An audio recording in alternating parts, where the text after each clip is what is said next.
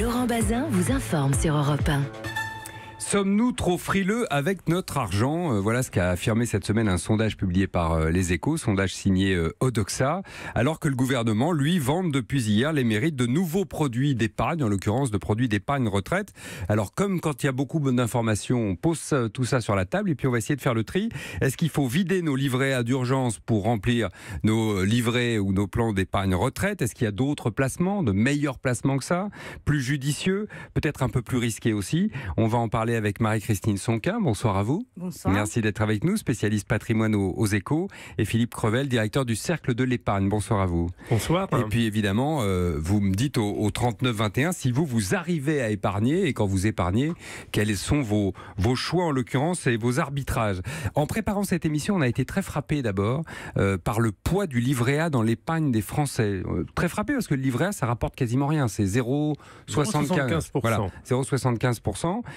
61 millions de livrets A, 4003 € en moyenne par livret, ça c'est le chiffre de 2015, ce qui fait 271 milliards d'économies qui, si on comprend bien, dorment.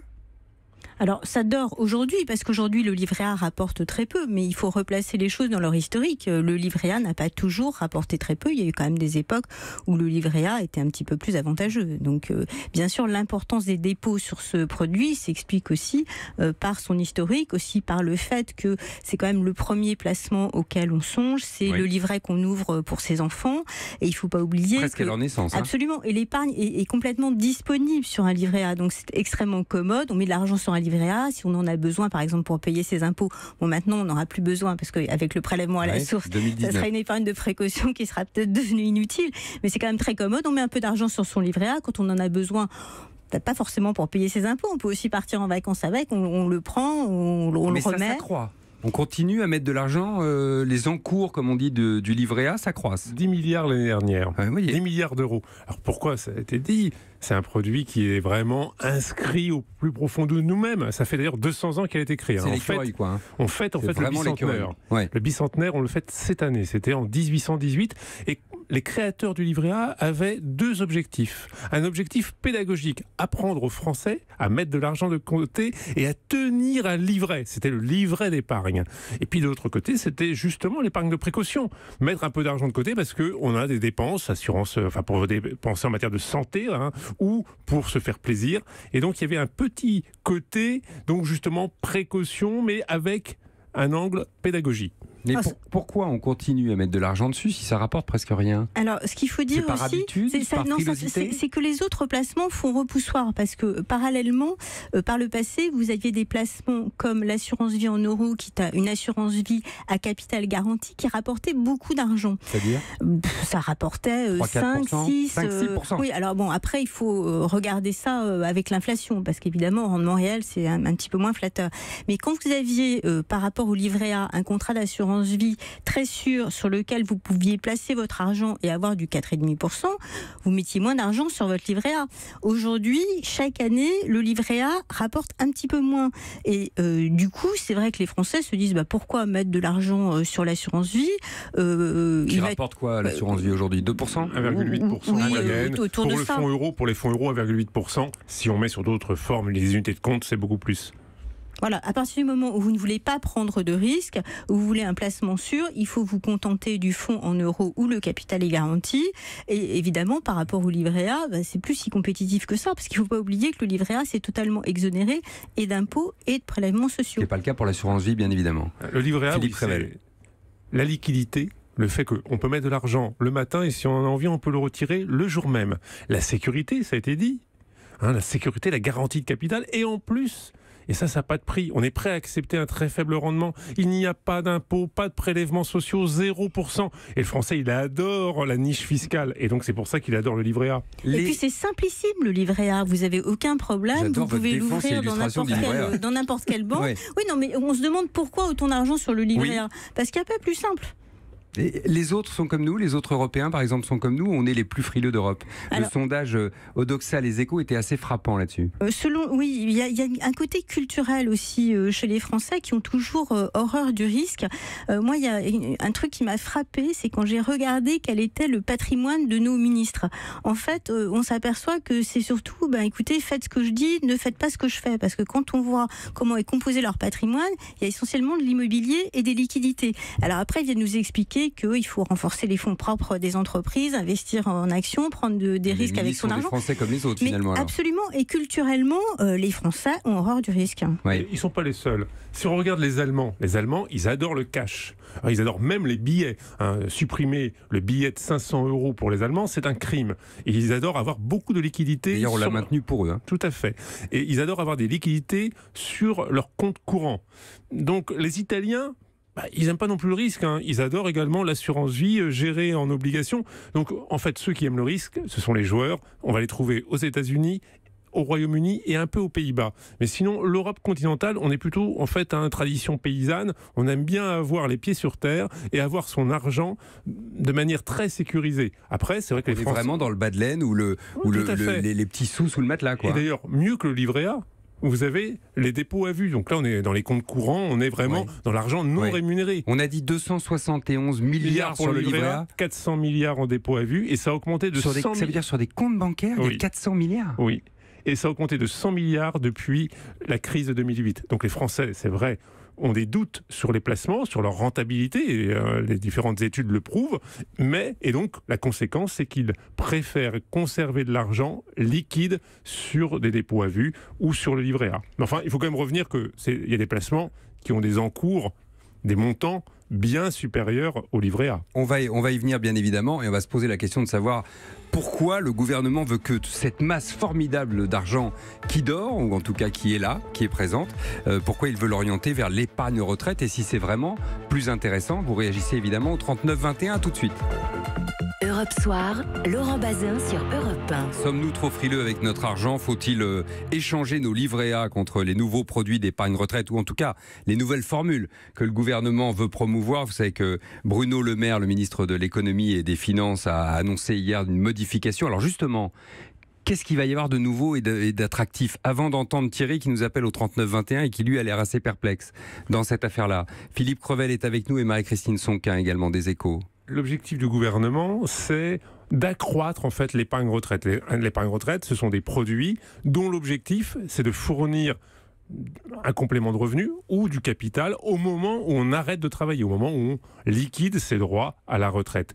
En fait, ça existe déjà. Il y a en France une dizaine de produits, mais c'est un peu le problème, c'est un peu un maquis, qui permettent justement d'améliorer ses revenus au moment de la retraite. Il y a le plan d'épargne retraite populaire, le PERP. Il y a donc les contrats Madelin. Qui marchent pas très fort. Qui marchent pas très fort. Les contrats Madelin pour les indépendants, qui marchent pas trop mal. Près des 2/3 des indépendants ont un contrat Madelin aujourd'hui. Il y a donc également les fonctionnaires, on la Préfonds, qui existe depuis 1967. Au niveau des entreprises, parce qu'il y a, ça là j'ai cité des produits plutôt individuels, au niveau des entreprises, il y a également des produits d'épargne retraite qui sont mis en place avec les partenaires sociaux le cas échéant. Et là, il y a l'article 83, il y a le PERCO, plan d'épargne retraite collectif, qui a été institué. Et donc, la loi confirme qu'on s'y perd très vite. C'est un maquis. Parce que c'est pas simple. Bruno Le Maire, son objectif, c'est un peu de simplifier, d'harmoniser les règles, de faire quelque chose qui soit, on va dire, plus accessible. Plus accessible et plus attractif ou pas, Marie-Christine, plus compréhensible. On peut pas dire que ça sera vraiment plus attractif parce que en fait les avantages fiscaux dont il a parlé, ils existent déjà actuellement pour ces produits. Vous pouvez déduire dans une certaine limite vos versements de votre revenu imposable. Alors effectivement, ça n'existe pas pour un de ces produits qui est le PERCO, qui se rapproche plus de l'épargne salariale. Mais pour les autres produits, c'est un avantage fiscal qui existe déjà.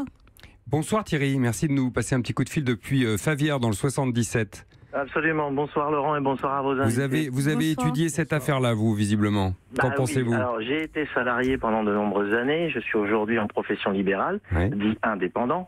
Ce qui fait que les placements d'épargne retraite, j'ai les deux. J'ai le PERP et j'ai le placement loi Madelin. Alors évidemment, j'ai vu à la télévision notre cher ministre de l'économie, monsieur Le Maire, disant qu'il allait mettre en place une défiscalisation pour ces placements d'épargne retraite. Et comme l'a dit très justement votre invité des Échos, ce programme de défiscalisation, il existe déjà. Seulement quand vous consultez le banquier, premier point, il vous dit le placement retraite, c'est pas un placement pour la retraite, c'est un placement de défiscalisation, c'est pas autre chose. Parce que les montants ne seront jamais suffisamment conséquents pour avoir une retraite suffisamment confortable. Ça, c'est la première chose.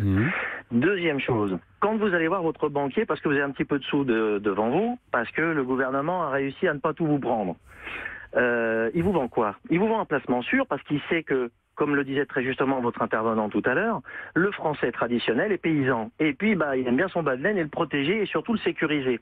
Donc, il ne va pas s'aventurer dans des placements un peu hasardeux.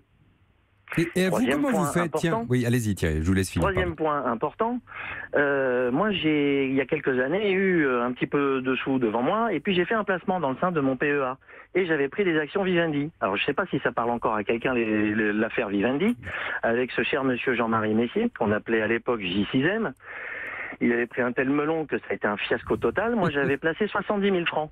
Ça valait 167 € l'action Vivendi à l'époque, je crois. Et à l'époque, les 70 000 francs, quand j'ai pu vendre ce qu'il en restait après la débâcle que ça avait donné, j'ai même pas récupéré le quart de mon investissement. Et monsieur le maire voudrait qu'on recommence la même opération. Oui, donc du coup, ça vous a un peu vacciné des actions. Quelque peu, oui. Alors j'ai toujours un PEA, mais c'est des placements sûrs, avec de l'EDF, avec du GDF, avec des choses comme ça. Le français, lui, il n'est pas joueur comme l'anglo-saxon. L'anglo-saxon est joueur par atavisme. Quand on regarde comment ça se passe, les paris des bookmakers anglais ou aux États-Unis, ils sont joueurs, ces gens-là. Et ils n'ont pas un sou devant eux, ils travaillent uniquement avec du crédit. Ok, c'est leur mentalité. Je le respecte et je le conteste pas. Mais la mentalité, la mienne, et je pense de la plupart des Français, c'est pas de jouer comme ça. Et dernier point très important. Et je vous demande de finir là, Thierry, mais c'est passionnant ce que vous nous racontez. Dernier point quand même à prendre en compte, très important, quand la bulle financière a explosé en 2008. À ce moment-là, comme les banques commençaient à tomber de partout, le gouvernement a mis en place une sécurisation des placements et de l'argent à la Banque des Français. Quand vous regardez les règlements de votre banquier, il est dit quoi? Il est dit que vous êtes couvert en cas de problème bancaire à hauteur de 100 000 francs. De 100 000 euros, pardon. Au-delà de 100 000 euros, vous n'avez plus de sécurisation. Donc le Français moyen qui a la chance d'avoir plus de 100 000 euros sur ses comptes bancaires, si jamais la banque rencontre un problème, quelle que soit la banque, le Crédit Agricole, la BNP, ça peut arriver à n'importe qui avec des placements toxiques de se retrouver à la rue en tant que banquier.